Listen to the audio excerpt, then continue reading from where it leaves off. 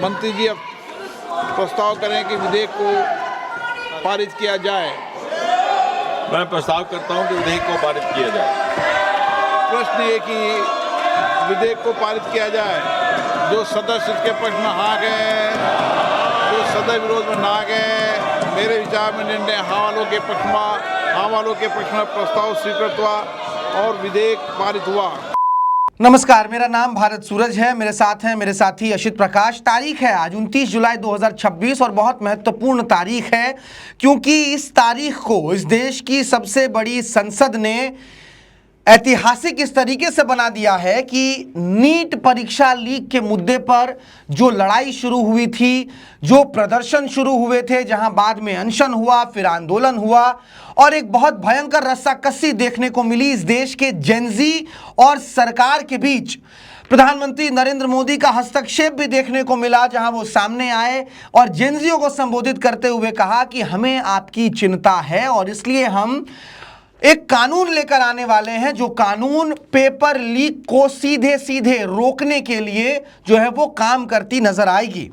ऐसे में आज 29 जुलाई को संसद ने, लोकसभा ने public examinations prevention of unfair means amendment bill 2026 को पारित कर दिया है। ये वही कानून है जो 2024 में इसी एनडीए की सरकार जो है उसने इस देश के सामने रखी थी और इसको पारित कराया था, कानून बनाया था। उसमें कुछ ज़रूरी संशोधन करते हुए इस कानून को दोबारा से जो है वो अमेंड किया गया है, संशोधित किया गया है। लेकिन इस पर 9.5 घंटे की बहस हुई है और उस बहस से पहले भी बहस हुई है कि ये बहस हम इसी बात पर करेंगे, चर्चा इसी बात पर करेंगे जब पहले इस्तीफा होगा। इस्तीफा हुआ, फिर माफी मांगने की बात आई। सोमवार को ये जो बिल है वो पेश किया गया था लोकसभा में, लेकिन चर्चा इस पर हो नहीं पाई थी, खूब रस्साकसी थी। बाद में मंगलवार से चर्चा शुरू हुई। आज बुधवार 29 जुलाई है, बिल तो पेश हो गया है, लेकिन क्या ये चर्चा जो लोकसभा में हुई वो छात्रों के हक में हुई, हित में हुई? क्या इस चर्चा का कोई सार्थक परिणाम, कोई सार्थक निष्कर्ष निकल पाया? क्या इस चर्चा से ये मान लिया जाए कि अब इस देश में आने वाले समय में कोई पेपर लीक नहीं होंगे? इसी पर बातचीत हम करेंगे। अशित, सबसे पहले तो यही सवाल ज़रूरी है समझना और समझाना भी कि 9.5 घंटे की जो बहस चली है, जो चर्चा चली है लोकसभा के भीतर, उसमें सार्थकता कितनी थी, छात्रों की बात कितनी थी? पेपर लीक के मुद्दे पर ये जो कानून आया, संशोधन कानून, इस पर कितनी बात थी? जितेंद्र सिंह इस बिल को पेश कर रहे थे और 2024 में जो बिल आया था रोकथाम के लिए, पेपर लीक को रोकने के लिए, उसी में संशोधन किया गया है और इसमें इस कानून को सख्त किया गया है। सजा जो है 7 साल के लिए किया गया है, 10 करोड़ का जुर्माना भी है और इसमें कई सारी डिटेल है, आपके पास पर्चा है, बताइएगा दर्शकों को। लेकिन वही सार्थकता की बात, जिस चीज के लिए देश में बवाल हुआ और इतना सीरियस इस मुद्दा को नहीं लिया गया था पेपर लीक के मसले को इससे पहले, इसीलिए इस देश में बवाल हुआ, जंतर मंतर पर अनशन हुआ, प्रदर्शन हुआ, आंदोलन हुआ, हिंसा भी हुई। लेकिन जब संसद में इस चीज को लेकर जहां दिखनी चाहिए थी सीरियसनेस, संसद के बाहर तो सब सजग दिखे। प्रधानमंत्री भी रील में आके बोले कि हम आपकी चिंता कर रहे हैं। तमाम सांसद भी जब इस्तीफा हो गया, धर्मेंद्र प्रधान का, तो जो सत्ता पक्ष के लोग थे वो खूब बोले कि अरे छात्र के हित में जो है इस्तीफा दे दिया धर्मेंद्र प्रधान ने।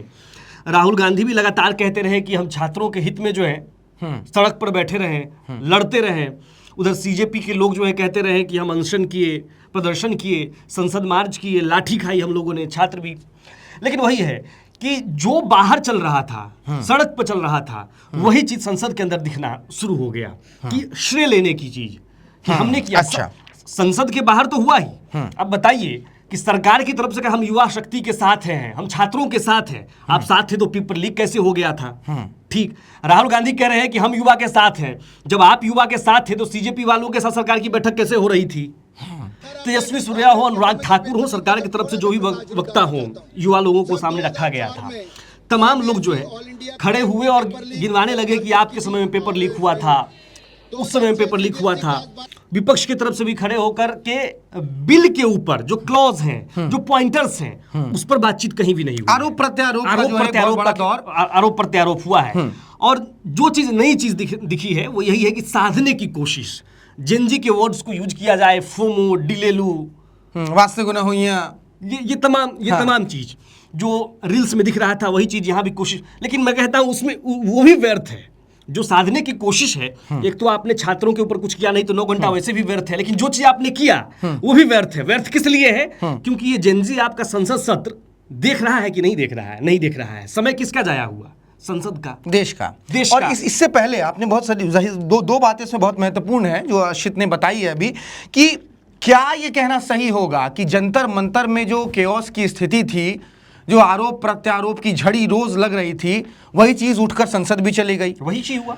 दूसरी महत्वपूर्ण बात, अब ये राज्यसभा में देखना होगा कि संजय सिंह क्या करते हैं। क्या करते हैं। हाँ। और देखिए संजय सिंह के मसले पर भी हम आएंगे क्योंकि बहुत बड़ी बात है। आज जब आखिर में बहुत जुड़ रहे हैं वो। जब कंक्लूड हो रहा था, राहुल गांधी ने, जब जैसे आपने कहा कि प्रधानमंत्री ने रील तो बना दी, लेकिन ये बात जाननी जरूरी है कि प्रधानमंत्री नरेंद्र मोदी इस पूरी चर्चा के दौरान सदन में नहीं दिखे, गृह मंत्री अमित शाह सदन में नहीं दिखे।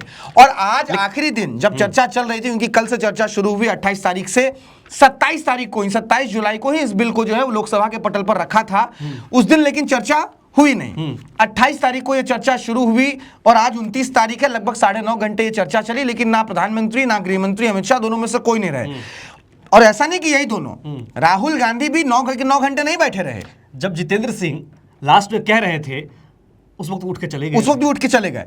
मतलब आप, अगर यही बात है कि आप सड़क पर जो बवाल हुआ, आपने कहा कि आप छात्रों के हक और हकूक की लड़ाई लड़ रहे हैं, दोनों ही तरफ से कहा गया। या ईगो की लड़ाई हो गई अंदर चल में, संसद में जिद, आप जेंजियों की जिद तो थी इस्तीफा, वो तो हो गया, लेकिन विपक्ष ने जिद जो ठानी थी कि हमें माफी चाहिए, वो माफी नहीं मिला, लेकिन उनको झुकना पड़ा क्योंकि भाई देश है। सवाल तो फिर पूछा जाने लगता विपक्ष से कि आप संसद चलने क्यों नहीं दे रहे हैं। लेकिन मुद्दे की बात यही है कि जब भी ऐसा कोई मसला आता है, और ये देश को विचार करना चाहिए, और कहीं ना कहीं एक सवाल भी उठता है बहुत बड़ा दोनों ही तरफ, दोनों ही पक्ष के, चाहे ट्रेजरी बेंच और अपोजिशन दोनों के लिए, कि ऐसे गंभीर जहीन मुद्दों पर सदन इतना उदासीन क्यों दिखता है। क्योंकि जब भी कैमरा पैन हुआ, दोनों ही तरफ की कुर्सियां बड़ी खाली नजर आई, जो वक्ता थे वो रहते थे, बाकी लोग उठकर चले जा रहे थे।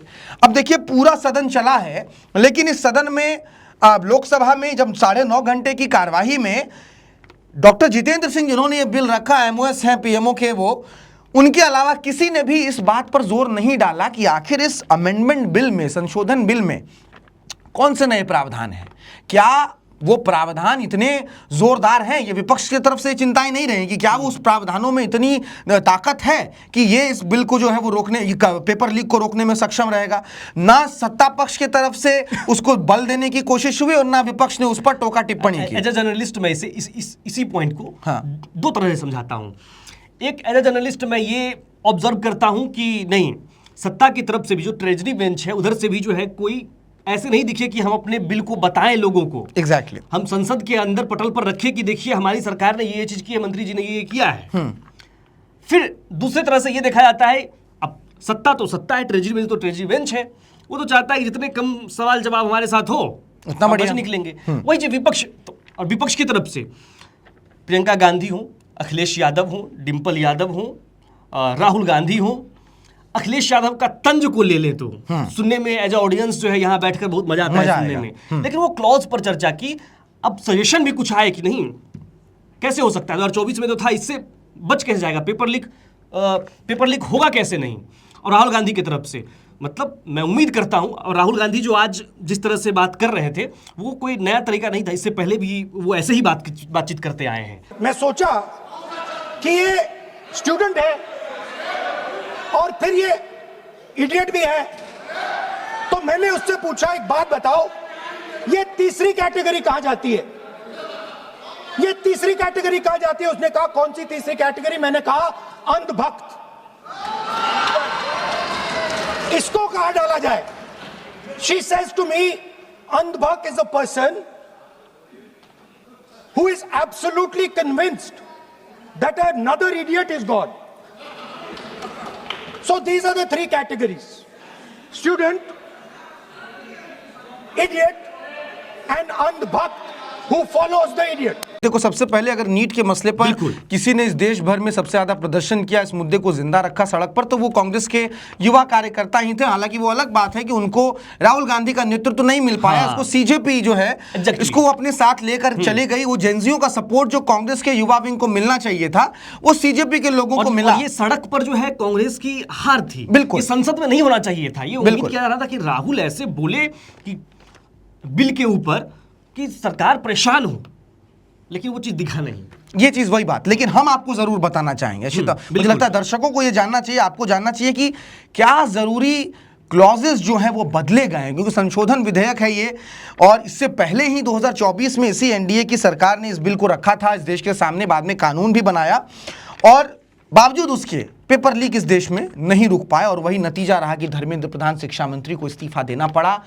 राजनाथ सिंह की वो बात, वो बयान इंटरनेट पर तैरती रही। आज राहुल गांधी ने भी सदन में कह ही दिया कि राजनाथ जी, आपने जो कहा था कि हमारे अखिलेश ने भी कल कहा, अखिलेश यादव ने भी कहा था कि आपके कार्यकाल में इस्तीफे नहीं होते। अखिलेश यादव की ही बात कोट करूंगा कि झुकती है सरकारें, झुकाने वाला होना चाहिए। लेकिन बदला क्या कुछ है, एक प्रधान को हटा के प्रधानमंत्री बचा लिया। ये भी एक बहुत बड़ा बयान जो है उनका रहा है कि प्रधान को हटाकर प्रधानमंत्री बचा लिया इस सरकार ने। थोड़ा सा नुक झुक भी दिखा था, उस पर भी थोड़ा चर्चा कर लेते हैं। प्रियंका गांधी, प्रहलाद जोशी का मैं सोच रहा हूं उससे पहले एक बार आपको ये चीजें बता दूं कि देखिए बदला क्या कुछ है। Paper leak, anti paper leak bill पहले भी था, लेकिन कुछ जरूरी प्रावधान जो है बदले हैं। पहले क्या था कि इसमें अगर पेपर लीक और अनुचित साधन यानी कि अनफेयर मीन्स, अगर आप चीटिंग करते हुए भी कोई बच्चे पकड़ाते थे, उस पर भी सजा का प्रावधान है, आपको मालूम होना चाहिए। उसमें पहले 3 से 5 साल की सजा थी, उसको बढ़ाकर अब 5 से 10 साल तक कर दिया गया है, और 50 लाख रुपए तक का जुर्माना निर्धारित किया गया है। इसके अलावा अगर संगठित अपराध दिख रहा है पेपर लीक में, यानी कि एक पूरा कोई सिंडिकेट है जो कि काम कर रहा है पेपर लीक पर, तो ऐसे सिंडिकेट पर पहले 5 से 10 साल की सजा थी और 1 करोड़ रुपए का जुर्माना तय किया गया था पिछले कानून में, 2024 के कानून में। अब संशोधित किया गया इसको, अब न्यूनतम 7 साल की सजा है और 10 करोड़ रुपए तक का जुर्माना लगाया गया है जब भी वो जो संगठित अपराध की बात आएगी तब। इसके अलावा अगर आप देखें तो जांच की समय सीमा, ये महत्वपूर्ण बिंदु यही है कि जांच की समय सीमा, मुकदमे की सुनवाई, फास्ट ट्रैक कोर्ट, ये वो 3 अहम मसले हैं, वो 3 अहम शोर हैं जिस पर कि अलग दिखा है, वो अलग दिखा है क्योंकि इसमें दबाव है कि नहीं इतना करना ही पड़ेगा इस बिल्कुल। अब पहले क्या था कि 2024 के कानून में अगर मान लीजिए पेपर लीक का मसला कहीं सामने निकल कर आया, उस पर जो है जांच बैठी, लेकिन कोई तय समय सीमा कानून में नहीं थी कि इतने समय में आपको जांच करनी है। ना जांच एजेंसियों के ऊपर दबाव था और ना ही संबंधित कोर्ट के ऊपर दबाव था कि आपको इतने समय में ट्रायल भी पूरा करना है। अब दोनों ही है। अब ऐसा हो गया है कि 2 महीने के भीतर भीतर जांच पूरी करनी पड़ेगी संबंधित जांच एजेंसियों को जो भी जांच कर रही है, और चार्जशीट दाखिल होने के 3 महीने के भीतर भीतर ही ट्रायल भी शुरू करना होगा, ट्रायल करना होगा और रोजाना सुनवाई होगी।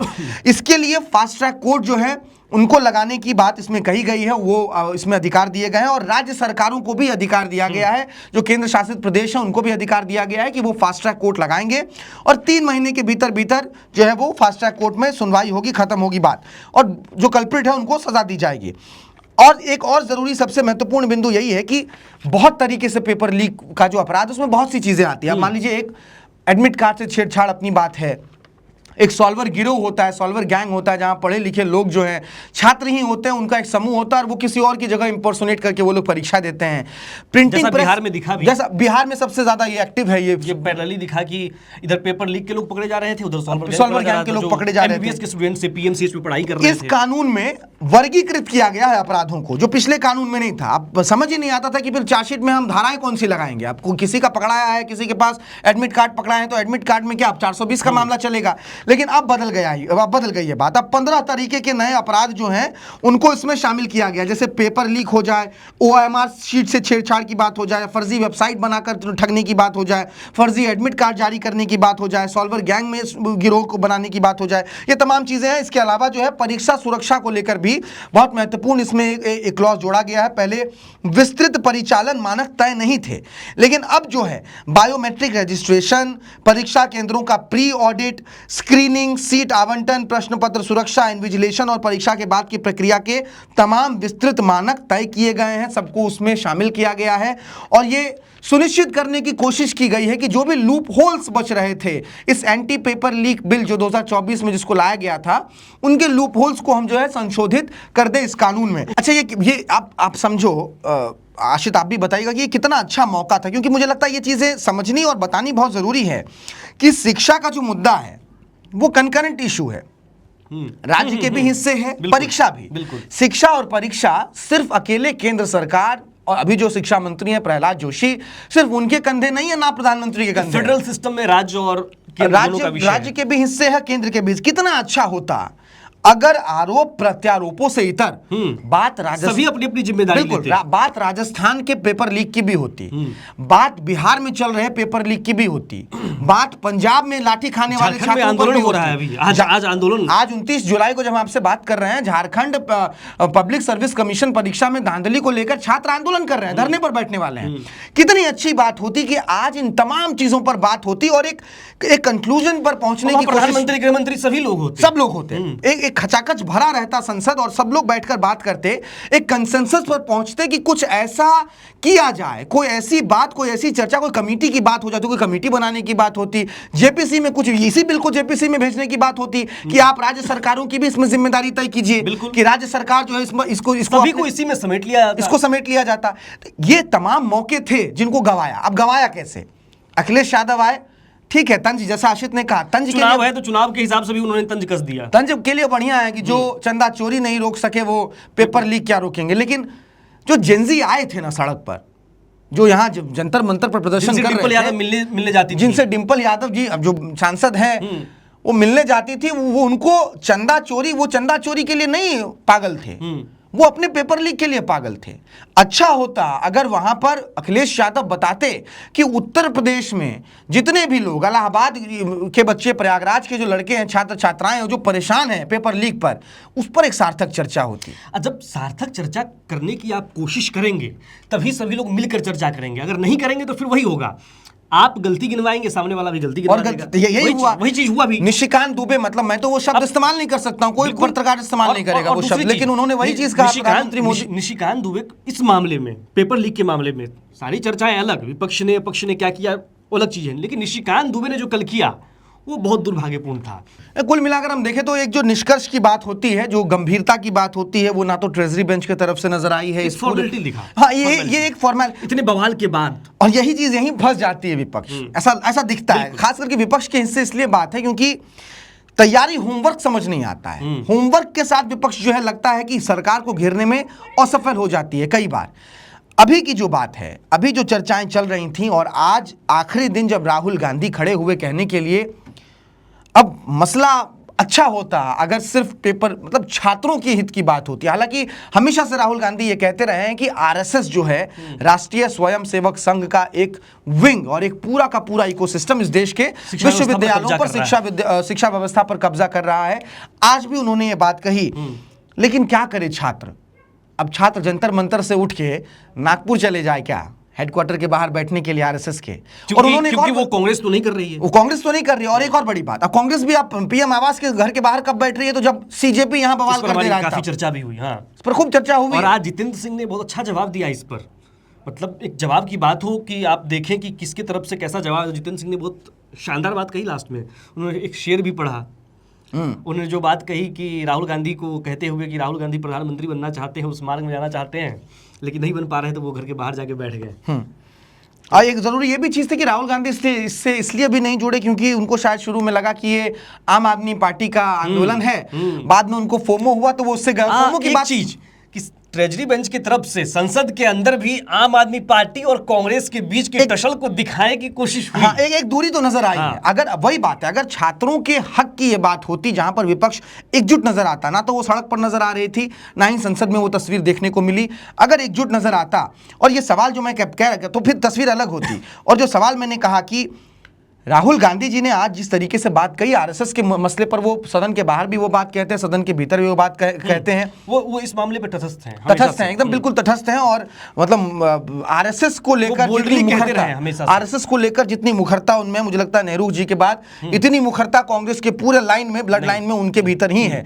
वो सब चीजें सही हैं, लेकिन क्या इसका निष्कर्ष ये होगा कि अब जो है, मतलब चाहे वो इडियट की बात हो, चाहे अंधभक्त कहने की बात हो, चाहे जो भी हो, जब मसला छात्रों का था, हाँ, उन्होंने एक पैलेट गन के विषय में भी बात कही, उन्होंने जो लाठीचार्ज हुआ था 20 जुलाई को दिल्ली में, उसको लेकर भी उन्होंने गृहमंत्री अमित शाह के ऊपर टिप्पणी की। उन्होंने कहा कि गृहमंत्री अमित शाह डरते हैं, इसलिए वो सदन के भीतर नहीं आए, और उनके ऑर्डर्स पर ही छात्रों के ऊपर बंदूक की फायरिंग, पैलेट गन का जिक्र किया है, लेकिन उन्होंने कहा कि आपने नहीं किया, उन्होंने फायरिंग की बात कही। नहीं, उन्होंने पैलेट गन का भी, हाँ, पैलेट गन का भी उन्होंने जिक्र किया। उन्होंने कहा कि आपने गोलियां चलाने का जो है वो आदेश इसी पर दे विवाद दिया। हुआ था। इसी पर विवाद हुआ, फिर सदन को स्थगित भी करना पड़ा। लेकिन छात्रों का मुद्दा, शिक्षा और परीक्षा की बात 9.5 घंटे की बहस में कहीं नजर नहीं आई। Sir, the Home Minister authorized the shooting of our students, sir. He put pellets into the blood of our students. He ordered the students of India to be shot. आरोप और प्रत्यारोप का दौर ही एक लंबा 9.5 घंटे का आरोप और प्रत्यारोप का एक सिनेमा चला और उसमें कुछ नया नहीं था। नया यही था, वास्ते गुना हुइयां, डिलीलू, सिलीलू, फ्लेक्स, फोमो, ये वो तमाम शब्द जो जंतर मंतर और तमाम इंस्टाग्राम के एल्गोरिदम में चल रहे थे, यही संसद के एल्गोरिदम में। प्रधानमंत्री भी तो कह दिए हैं कि नहीं, जनजी को इंस्टाग्राम पे साधिए। हाँ। हर कोई अपनी तरफ से कोशिश कर रहा था और वो चीज लाइन, वो जो स्पीकर्स थे उनके लाइन में भी दिखी, तमाम युवाओं को इस बार मौका दिया गया। लेकिन वही बात जो तेजस्वी सूर्या ने जो बात कही, और वो खूबसूरत बात थी कि छात्रों को, जेंजियों को इस बात से फर्क नहीं पड़ता है कि कौन सरकार क्या कह रही है, क्या कर रही है और क्या आरोप प्रत्यारोप का दौर है। छात्र चाह रहे हैं कि शिक्षा और परीक्षा का मॉडल बदले, शिक्षा और परीक्षा का मॉडल ऐसा हो जहां उनके अधिकारों की और उनके मेहनत की चोरी ना हो। उस चोरी को बचाने के लिए जो ये बिल केंद्र सरकार लेकर आई है, संशोधन बिल, वो कितने तटस्थ थे वो उनकी बातों में भी वैसा समझ नहीं आया, क्योंकि वो तो गिनवाने लगे। वो बार बार, स्वाभाविक, अनुराग ठाकुर खड़े हुए, उन्होंने 12 बार जो है कांग्रेस सरकार का नाम गिनवा दिया कि आपकी सरकार में ये हुआ। एनईपी को अच्छे से डिफाइन किया उन्होंने। हाँ। वो लेकिन अनुराग ठाकुर जो वो पूरे आक्रामक होके, हाँ, 2004 से लेकर 2014 तक और 2014 के बाद तमाम राज्यों में जो सरकार है कांग्रेस की, गिनवाना शुरू कर दिया। लेकिन फिर से वही बात कि छात्रों को इस बात से कोई मतलब नहीं है। उनका बस इतना मन है कि भाई साहब अगली बार जब हम परीक्षा देने जाए तो परीक्षा देके जब हम घर आएँ और फ़ोन चलाएं, इंस्टाग्राम चलाएं, तो वहाँ से पॉपअप नोटिफिकेशन ये ना आए कि आपका पेपर लीक हो गया है, अब दोबारा परीक्षा देनी है। फिर वही चीज़। तो ये चीज़, इस पर जो है एक गंभीर चर्चा नहीं दिखा। भले वो बिल पारित हो गया है लोकसभा से, अब राज्यसभा में जाएगा, अगले साल फिर देखना है कि ये कानून कितना कारगर डर बनाता है पेपर लीक करने वाले माफियाओं के बीच। और राज्यसभा में चर्चा होनी है, हमारी नज़र उस पर बनी रहेगी। हालांकि ये बड़ा मौका था जहां पर विपक्ष, चाहे ऑपोजिशन बेंच हो चाहे ट्रेजरी बेंच हो, ये दोनों ही छात्रों को अपने कॉन्फिडेंस में ले सकते थे। लेकिन पूरी कार्यवाही को देखकर तो यही लगा कि जो मसला सड़क का था वही मसला संसद में तक पहुंच गया। आरोप प्रत्यारोप, सिर्फ बयानबाजी, बतौलेबाजी और छिछले स्तर तक की बात जो है वो, और इसीलिए कई लोग कहते नजर आए। इसीलिए जो है सड़क मजबूत दिखा फिर। हाँ, और हो सकता है ऐसा ही रहा तो फिर आगे भी दिखे। अगर ऐसा तो है, लोगों पर डिपेंड करता है। अगर ऐसा है तो फिर अगर सड़क मजबूत होता है, ये बात समझनी चाहिए, पता नहीं इस बात से इत्तेफाक कितने लोग रखेंगे। सड़क मजबूत हो, संसद मजबूत होती है, लेकिन अगर भीड़ तंत्र ही मजबूत हो जाए तो ये लोकतंत्र के लिए अच्छा नहीं है। जरूरी है कि अब इस देश में और छात्रों का खून ना बहे। सरकार ने तो अपनी तरफ से बिल रखा है, पास भी हो गया है लोकसभा से, राज्यसभा से भी पास हो ही जाएगा। लेकिन जरूरी है कि दोनों ही तरफ पक्ष के लोग जो हैं वो सदन के भीतर ऐसे ज़हीन और गंभीर मुद्दों पर इतने उदासीन ना दिखें, सदन खाली ना लगे, ताकि जो सवालों के जवाब छात्र और जनता बाहर टटोल रही है उनको टीवी देखकर, संसद टीवी देखकर ये ना लगे कि मेरे सवालों के जवाब यहाँ शून्यकाल में बहस की भेंट चढ़ जा रहे हैं, विरोध की भेंट चढ़ जा रहे हैं। का विकल्प वो पोगो चैनल ना ढूंढे तो अच्छा है। बिल्कुल। आप विट्टी चोखा देख रहे थे।